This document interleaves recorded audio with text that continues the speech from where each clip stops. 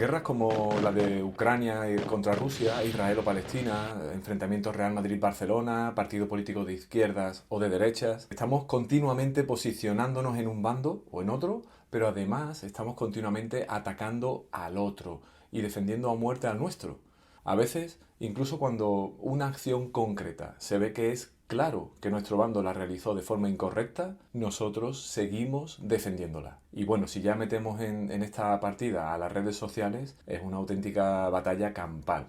Parecería que estar de un lado reafirma nuestra identidad y nuestra libertad para elegir. Pero ¿es realmente así?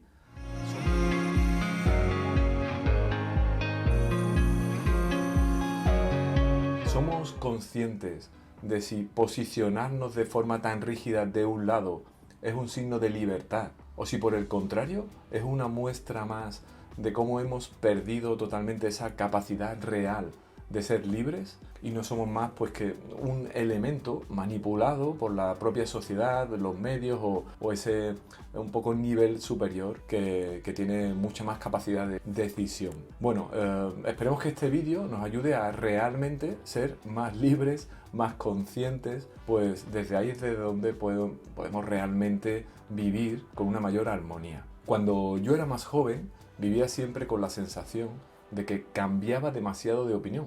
No tanto en los temas fundamentales de mis valores, de mis principios, pero sí a la hora de defender una acción de un jugador de fútbol o la opinión que mostraba un político de un partido concreto.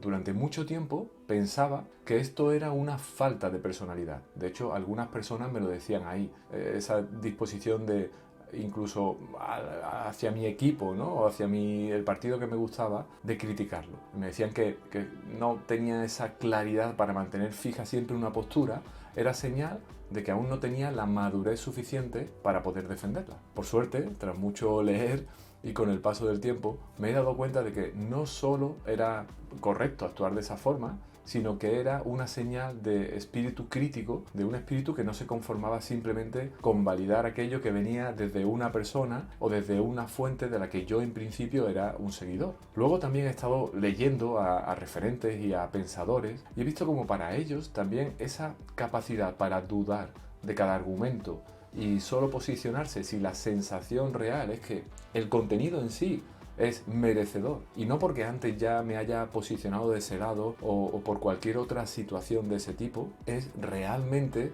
lo que nos hace libres. Pero déjame decirte, porque hacer esto es tan complicado y por qué realmente no lo hacemos habitualmente, ¿no? ¿Cómo puedes asegurarte de que cada día vas a poder estar más cerca de esa capacidad y de esa libertad? Es de eso de lo que vamos a hablar aquí. Yo mismo no siento que sea algo que de forma natural pueda mantener, porque hay mucha presión social, que en el fondo lo que quiere es que te posiciones y te hagas fuerte ahí y que no pienses más. Desde que prácticamente el hombre es hombre, desde siempre, el ser humano ha tenido la tendencia a agruparse y a defender sus creencias y sus territorios comunes. Esto tiene un fundamento evolutivo.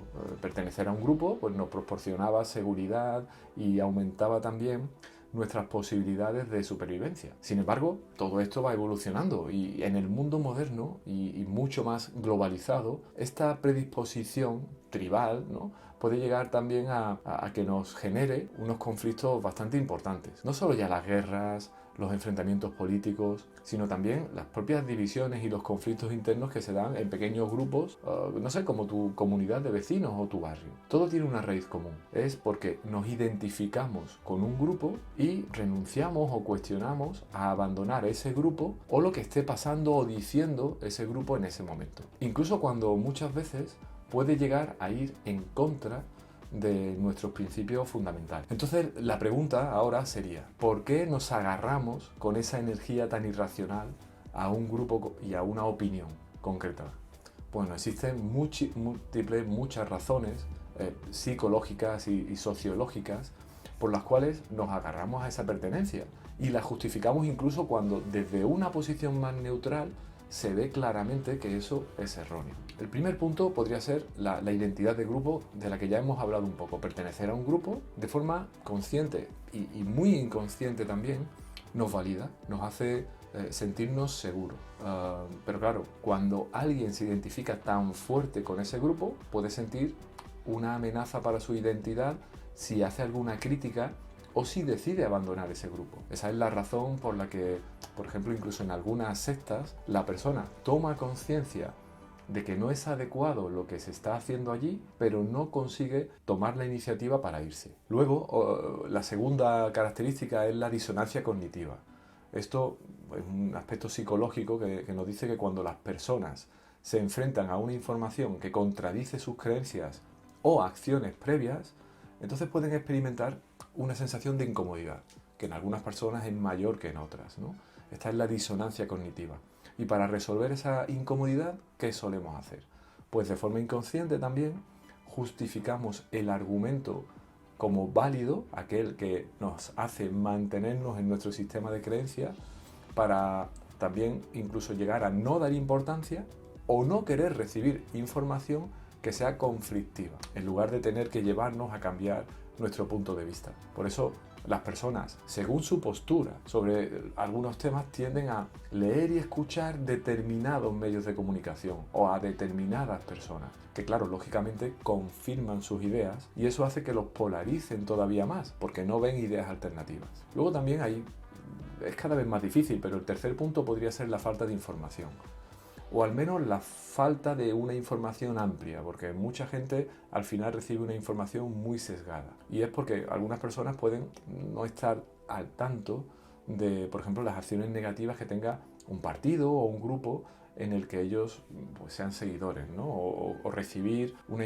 información muy sesgada. No solo porque ellos solo vean, solo consulten ciertas fuentes, y por esa disonancia que decíamos antes, sino porque también es verdad que muchas veces de forma intencionada las fuentes pues solo nos dan un tipo de información, ¿no? Otro tema más psicológico, el cuarto, sería el miedo al cambio. Cambiar de opinión o cambiar de un grupo se puede sentir como, bueno, haber cometido un error previo, me equivoqué previamente. Y eso muchas veces es complicado de gestionar por la autoestima de la persona. Además, cada vez que cambiamos de opinión o de grupo, aumenta la incertidumbre o el temor, ¿no? A no estar encajando en ese grupo o a salir de él y no encajar en ningún grupo concreto.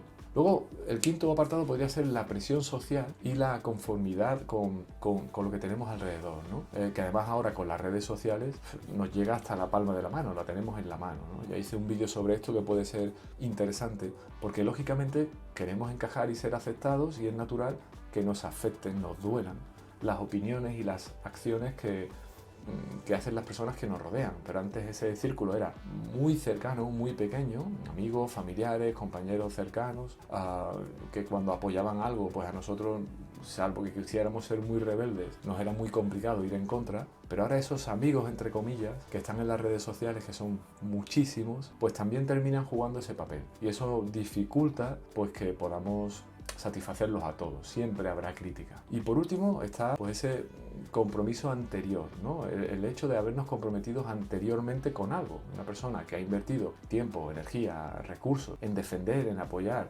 una causa o un grupo concreto, es cada vez más reacio a cambiar de opinión o a admitir que se ha podido equivocar de bando, porque claro, hay un coste emocional que ya pues se ha ido invirtiendo en todo ese proceso, ¿no? Yo pongo el ejemplo del juego del póker, donde una persona ha ido poniendo todas sus fichas ahí en el centro de la mesa y se da cuenta en un momento dado que ya posiblemente no va a ganar la partida, pero tiene ya muy poquitas fichas con él frente a lo que se está jugando en la mesa. Entonces ya decide, pues bueno, para lo poco que tengo aquí, lo entrego todo, ¿no? Es como me aferro a ver si tengo suerte y gano, ¿no? Aunque ya sepa que prácticamente es imposible. Y eso es lo que muchas personas piensan sobre esas opiniones que creé. Las defendí tanto, les puse tanta pasión, tanto esfuerzo, que ahora empiezo a ver que estaba equivocado, pero ya tengo que seguir aferrándome a ella para no perder todo aquello. Entonces, bueno, ¿qué hacemos para superar todas estas situaciones que nos llevan a no poder ser realmente libres, que es lo que queremos, ¿no?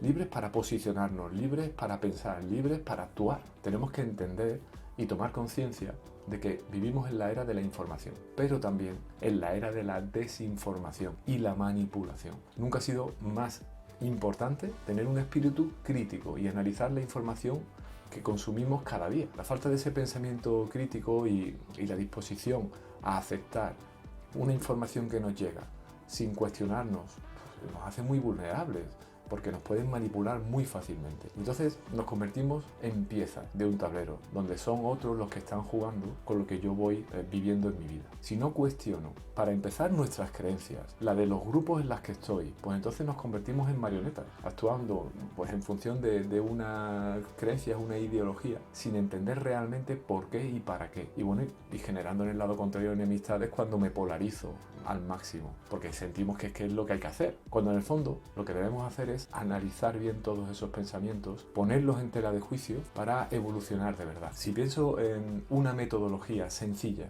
que pudiéramos poner en marcha para desarrollar el espíritu crítico, yo te diría lo siguiente. Primero, autoconciencia de ti mismo o ti misma. Hay que reconocer nuestras propias creencias, nuestros prejuicios abiertamente. Hay que preguntarse a uno mismo ¿por qué yo creo esto sobre este tema? Y observa qué respuesta te das. Si es una respuesta basada en algo que es coherente contigo o que no es coherente. Luego, en segundo lugar, evalúa siempre la fuente desde donde te llega la información. ¿Es una fuente en la que puedo confiar? Creo que tiene algún sesgo ya conocido, ¿vale? Luego, en tercer lugar, pues una vez que tienes la información puedes verificar los hechos. Ve a múltiples lugares donde te generen esa información. Incluso si puedes, ve directamente y observa si esos hechos son así para que estén totalmente contrastados. Luego, genera un pensamiento abierto, ¿no? Hay que estar dispuesto a cambiar de opinión, sobre todo cuando las pruebas nos dicen que lo que yo pensaba estaba equivocado. Eso no dice nada negativo de ti, no estás traicionando a un grupo, a una idea, ni a ti mismo. Tan solo estás cambiando porque consideras que es lo adecuado. Y luego hay que fomentar la discusión. Este sería el quinto punto, ¿no? Es como habla con personas con puntos de vista diferentes de forma saludable. Por ejemplo, si tienes una creencia política, intenta comprender la perspectiva opuesta. No busques simplemente tener razón o la obligación de convencer al otro. Al contrario, ábrete a sus argumentos, trata de entender el otro punto de vista sobre el tema. Siempre se dice que hay un 3, un 5% de razón en cada persona, en cada argumento. Entonces, vamos a tratar de buscarlo porque eso nos va a acercar y también nos va a hacer abrir nuestra mente. Y bueno, para terminar, pues el punto 6 sería que hay que seguir educándonos, hay que seguir ampliando el conocimiento porque siempre es una fuente de libertad, sobre todo cuando es bien empleado, ¿no? Y hay que leer libros, hay que mirar vídeos donde puedas aprender de una forma lo más limpia posible, donde se recojan diferentes perspectivas. Nunca dejes de aprender, esto es fundamental a cualquier edad. Espero que este vídeo de verdad te ayude a fomentar este pensamiento crítico, a cuestionar constantemente tus propias creencias, la de los grupos a los que perteneces, que todo sea coherente, que no esté cambiando, que no te veas simplemente apoyando sin más,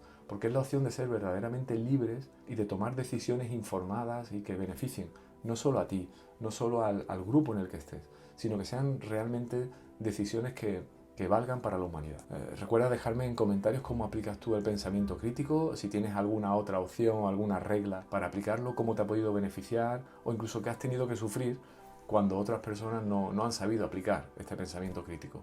Si te gusta el vídeo, dale like, suscríbete, dale a la campanita. Si aún no lo has hecho, ya sabes que es un pequeño gesto para ti, pero muy importante para mí porque YouTube así es como lo posiciona. Y bueno, como te dije anteriormente, creo que este vídeo que te presento a continuación y que habla de la dopamina, de cómo nos influyen las redes sociales y cómo eso afecta en nuestra capacidad de ejercer el pensamiento crítico, también te pueden ayudar mucho.